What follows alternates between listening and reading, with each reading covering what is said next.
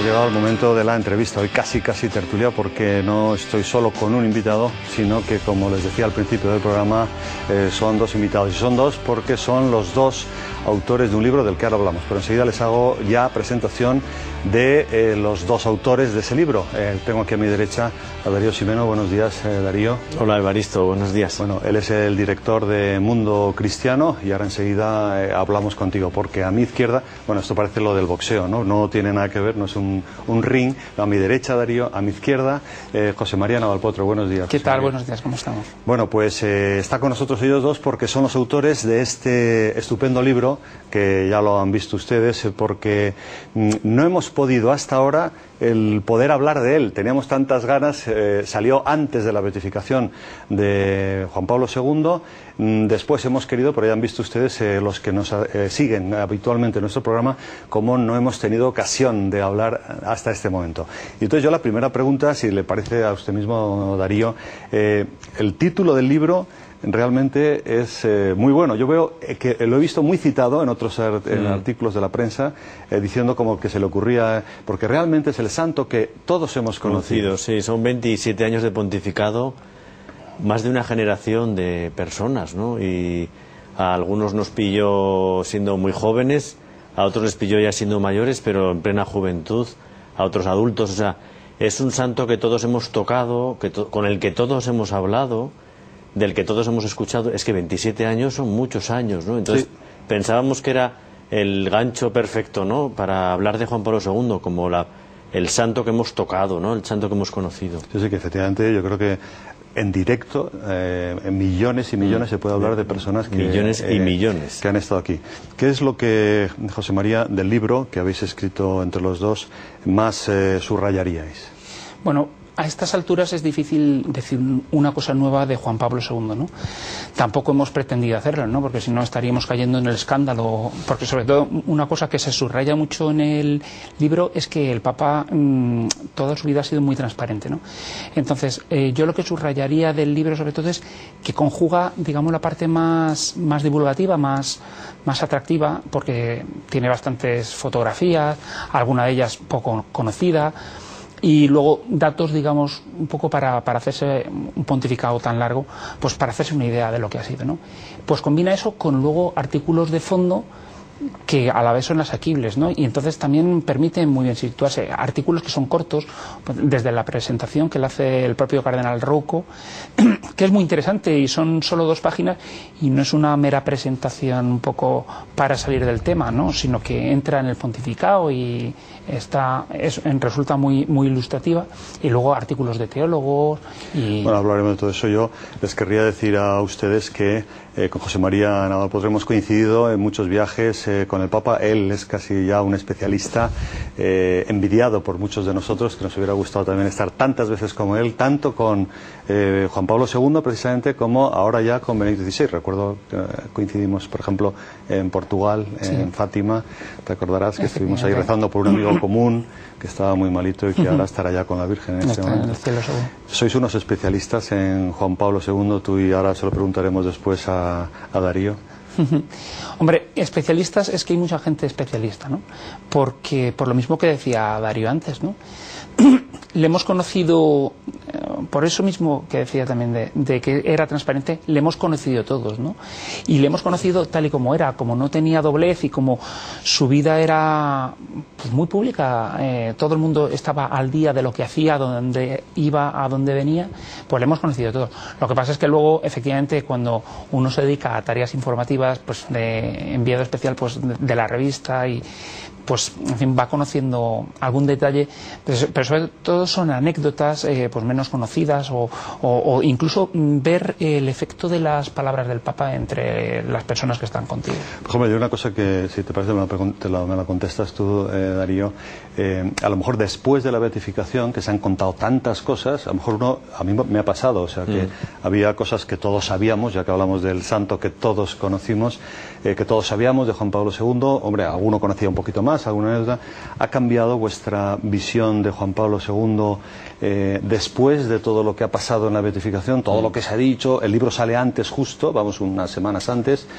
¿Tenéis otra visión? ¿Ha ampliado? ¿Ha sido distinto? Hay una cosa que por lo menos a mí me ha pasado, que he matizado de Juan Pablo II. O sea, algo que ya sabíamos es su espiritualidad. O sea, Juan Pablo II es una persona mística, es una persona, una luz, ¿no? Como dicen muchos entrevistados, una luz que irradia, o una luz irradiada por su persona. Es una persona de muchísima oración, de una oración muy profunda. Y eso en el libro, por supuesto, queda muy claro en la entrevista que le hacemos a don Estanislao, que el libro recoge una entrevista interesantísima a don Estanislao, el secretario de Juan Pablo II durante 40 años. Y también el postulador de la causa dice lo mismo, ¿no? Juan Pablo II es un místico, ¿no? Es una persona... Entonces, eso que ya sabíamos, pero que hasta que no muere una persona, es lógico que sea así, no se realza esa parte o esa parcela de la vida, esa parcela de la vida interior de ese santo, ¿no? Sí, que a veces no puedes decir en claro, vida, de una persona en vida, muy místico y aunque tal, ya de Juan Pablo II se hablaba de su santidad, ¿no? En vida, ¿no? Sí. Porque, por ejemplo, una pregunta que yo tenía aquí, vuestro libro, entonces, ¿qué aporta alguna novedad? ¿O? Sí, yo creo que aporta novedades, que aporta sobre todo son, bueno, las dos entrevistas que he dicho ahora, que son entrevistas... La de Stanislav Diewicz, secretario, y la del postulador, de Sladomir Oder. Eso es. Son dos entrevistas muy buenas. Iba a decir que es exclusivas, son exclusivas para nosotros, lógicamente, pero ha salido en otros medios esos personajes. Las nuestras son exclusivas.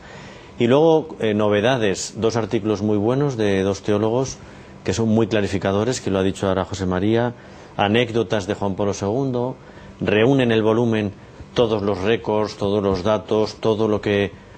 Para un profesional de la comunicación, por ejemplo, este libro es muy interesante porque reúne en un volumen todos los datos, y eso es muy interesante, los viajes, todo, ¿no?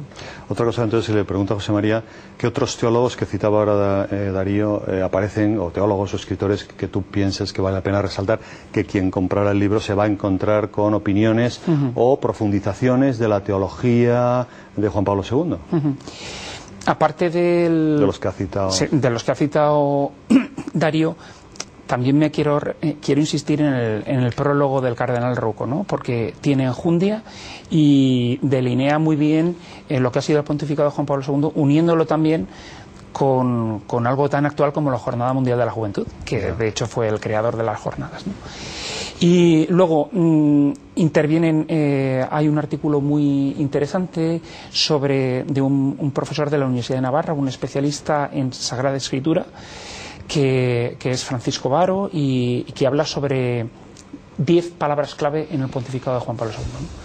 Entonces, eso permite muy bien, son textos muy breves y textos del propio Juan Pablo II, ¿no? Entonces, pues familia, familia, hombre, Jesucristo, María, pues que realmente te trazan un panorama de todo el pontificado, ¿no? El libro aparece en esos artículos de teólogos, pero de todo eso, si lo voy a hacer la pregunta a los dos, lo digo para que se lo vaya preparando Darío, ¿qué anécdota resaltaría o qué aspecto resaltarías del libro, que sería decir de Juan Pablo II, pero en fin, que se recoge en el libro de Juan Pablo II? Pues, ¿una anécdota o un aspecto concreto? Hablábamos antes de la espiritualidad. Hombre, hemos oído hablar mucho del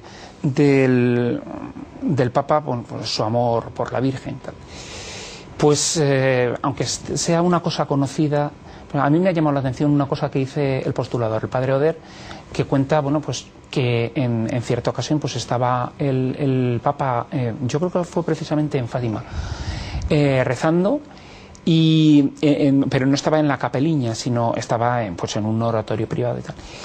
Y se acercó uno de los colaboradores y se quedó impresionado porque vio como cuando hablas con una persona, o sea pero palpó que allí había algo sobrenatural y de hecho se retiró.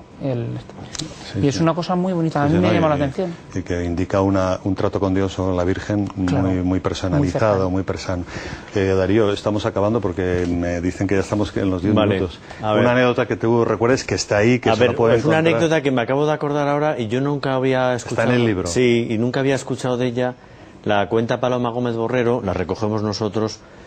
Lógicamente, la de las anécdotas, yo no soy testigo, con lo cual tienes que acudir a testigos oculares o reales, ¿no?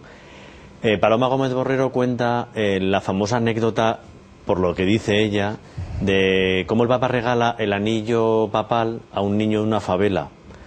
Cuando yo estuve en Brasil en el 97 con el Papa, con Juan Pablo II, conocí a la abuela y al niño que le regaló Juan Pablo II al niño, porque el anillo lo regala Juan Pablo II en su viaje a Brasil en el año 82, si no recuerdo mal. Y en el 97 volví a conocí yo en una favela que se llama... Ahí se me olvida el nombre. Da igual. Lo cuenta Paloma Gómez Borrero. Es una anécdota muy bonita, muy sencilla. El Papa está paseando, por así decirlo, está visitando la favela y una señora muy mayor se acerca a Juan Pablo II a saludarla y la abuela le dice algo, ¿no? Y entonces Juan Pablo II se desprende del anillo papal, se lo regala. Ese anillo lo conserva el obispado de Río de Janeiro como reliquia. Bueno, tenemos que terminar, Darío, José María.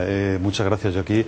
Esto siempre te dan ganas, y más cuando es de alguien tan querido como Juan Pablo II, el santo que todos conocimos. Nos gustaría seguir hablando más tiempo. La cosa es así, no se puede hacer otra cosa. Pero muchas gracias, Darío. A vosotros. Ximeno, director de la revista El Mundo Cristiano, y también trabajador infatigable en los viajes del Papa, José María Navalpotro. Muchas gracias por vuestra presencia, y ojalá que podamos escribir dentro de poco otro libro igual así, a lo mejor de Benedicto XVI y de todos los papas completarlo con la canonización. O completarlo con la canonización. Pues no se olviden de que les esperamos probablemente, ojalá, el año que viene, a lo mejor aquí, a los dos autores de este libro, como decía ahora José María, para hablar del libro del canonizado que todos conocimos. Muchas gracias a los dos y hasta la próxima.